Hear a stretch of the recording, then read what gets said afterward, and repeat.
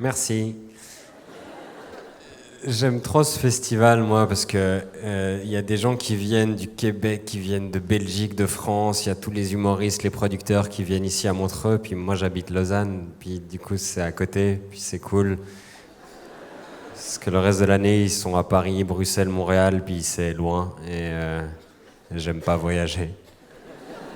Je sais que ça jette un froid quand je dis ça, parce que tout le monde aime voyager. Donc tout le monde essaie de me soigner quand je dis ça. Ils me disent non, mais faut que tu vois le monde, faut que tu élargisses ton horizon, il faut que tu sortes de ta zone de confort. Non. Parce que c'est confortable, en fait. Moi, j'ai mis 30 ans à la trouver, ma zone de confort. Maintenant, je vais y rester un peu, quoi. C'est comme si tu mets une demi-journée à construire ton canapé Ikea, puis tu t'assieds 30 secondes, t'es là. Je vais me mettre en tailleur sur le carrelage. Non, ça n'a aucun sens. Ah, puis j'aime pas les gens qui partent en voyage parce qu'ils partent loin en voyage puis après ils postent enfin coupé du monde sur Facebook, ils voient pas le problème. Puis t'as ceux qui se géolocalisent à l'aéroport pour te dire qu'ils sont en train de partir en vacances. Johan est à Genève-Cointrin, Punta Cana j'arrive, ah ben cool, je pensais que tu y allais à pied, merci pour l'info.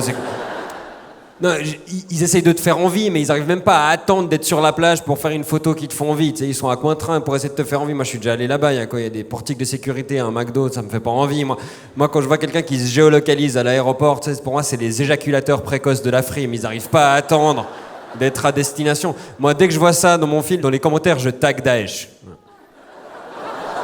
Vous savez ce qu'il vous reste à faire. On est trop, de toute façon. Non, puis ces gens après ils reviennent puis ils veulent te raconter leur voyage, mais ça m'intéressait, je serais venu, et puis ils sont toujours en train de te dire des trucs incroyables, genre, oh c'était fou ça, je vois plus les choses de la même façon, ça a changé ma vision de la vie, aujourd'hui est le dernier jour du reste de mon existence. Ah ok.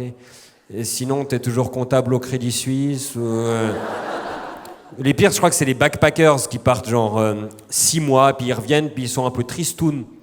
Ils sont là, oh non, mais moi je suis déprimé parce que là, je suis parti 6 mois et j'ai l'impression que rien n'a changé. Excuse. T'habites Villeneuve, ça fait 50 ans que rien n'a bougé. Tu dis, je vais me barrer 6 mois, ils vont retaper la ville, ils vont transformer ça en Disneyland, ça va être les Maçons du Cœur édition Villeneuve, mais dégage quoi. Enfin,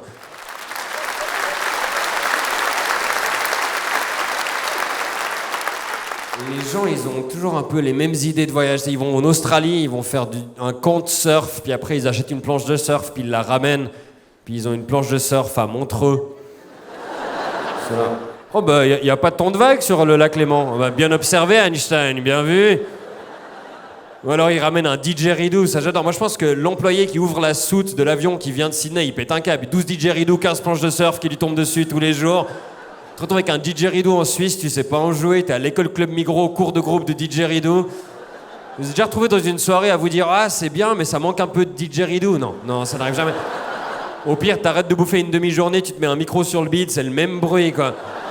Puis on romantise le voyage, on entend toujours les citations « Le voyage, c'est la seule chose que vous pouvez acheter qui vous rend plus riche ». Le voyage, c'est là où on peut se perdre et se retrouver en même temps. Moi, je pense que ça valait à l'époque de Vasco de Gama, de Marco Polo, là. Là, tu prends un vol last minute pour Bali, tu vas bouffer un cheeseburger. J'ai pas l'impression que tu vas te perdre et te retrouver en même temps. Comme... Moi, cet été, j'étais à un festival au Québec, je cherchais un lien sur Internet pour un match du Lausanne Sport. Je pense pas que j'ai augmenté ma richesse intérieure à ce moment-là. À la limite, les gens qui disent « Oh, mais l'important, c'est pas la destination, c'est le voyage. » Ben, pourquoi tu prends un vol sans escale, alors enfin, si tu vas aller en Australie, prends le bateau. Là, tu vas apprendre des choses sur toi-même. Tu vas apprendre que 3 mois, c'est long et que le scorbut, ça se soigne mal. Là, je suis d'accord. Non, moi, j'aime pas voyager. Moi, je crois que ce que je préfère dans voyager, c'est rentrer chez moi. C'est comme au ski, ce que je préfère, c'est à la fin de la journée, quand j'enlève les chaussures. Ça, c'est le seul moment de bonheur que j'ai dans la journée. J'ai l'impression, tu sais, quand t'es dans une baignoire et que tu sors le bras de l'eau, puis t'attends qu'il est froid, puis après, tu le remets de l'eau. Ah. Moi, c'est ce sentiment quand je rentre chez moi.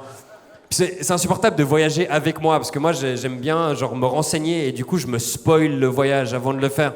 Une fois, j'étais avec des amis, on est allé au Pérou, puis on faisait le Machu Picchu, tout ça, ils étaient tous là, waouh, c'est beau. Puis moi, j'étais là, ouais, sur Google Images, il y avait moins de nuages, quand même. Hein. Ils m'ont pas parlé pendant une demi-journée. Non, c'est vrai, je suis un peu accro à mon téléphone, je suis en train de chercher des trucs, puis je trouve que c'est très addictif, ces téléphones. J'ai l'impression que il y a trop d'applications, il y a trop de solutions à nos problèmes maintenant. Si t'as faim, t'as une application pour ça. Si t'as besoin d'aller quelque part, t'as une application pour ça.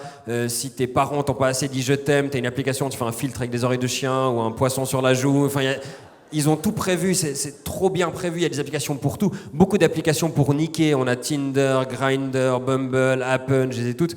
Et il y a des applications très spécifiques maintenant pour chercher quelqu'un, des applications pour les riches, pour les beaux, pour les juifs, pour les musulmans, même par pays. En Islande, ils ont une application que pour les Islandais pour faire des rencontres, parce que l'Islande, c'est une ville qui est une île qui est assez reculée, avec une population insulaire, et du coup, ils ont des gros problèmes de consanguinité. Et c'est ce qui explique Björk. Elle ressemble à un chat quand même. Et du coup, eux, ils ont une application que pour eux, où en fait, quand tu fais une rencontre en soirée, tu peux mettre le nom de la personne que tu as rencontrée, ton nom à toi, et l'application te dit si le lien de parenté est suffisamment éloigné pour aller plus loin. Juste que ça existe, vous vérifiez en sortant, donc tu es en soirée, tu dragues, il y a une nana qui te plaît, tu mets le nom, machin, t'appuies, ça te fait un pouce vert, c'est bon, c'est pas ta cousine, tu peux niquer. Puis parfois, malheureusement, tu mets son nom, puis l'application te fait un pouce en bas, et puis t'es là, ah, j'ai pas de réseau, on va niquer. Et j'ai l'impression que la technologie nous sert quand même souvent à aider notre sexualité, quoi. Dès qu'on invente une technologie, très vite, il y a un dérivé sexuel. On a inventé le téléphone rose très rapidement, la télévision, les films érotiques, RTL9, Internet, la moitié c'est du porno maintenant. On a des smartphones, maintenant tu peux envoyer une photo de ta bite qui disparaît, enfin c'est ce qu'on m'a dit. Et ça va trop loin, j'ai l'impression que dès qu'on invente une nouvelle technologie, le premier réflexe, on se dit comment je peux mettre ma bite dedans. Et je pense que l'inventeur de l'aspirateur a passé un meilleur moment que l'inventeur du mixeur. Je vous laisse voir s'il n'y a pas un aspirateur en coulisses. Merci beaucoup.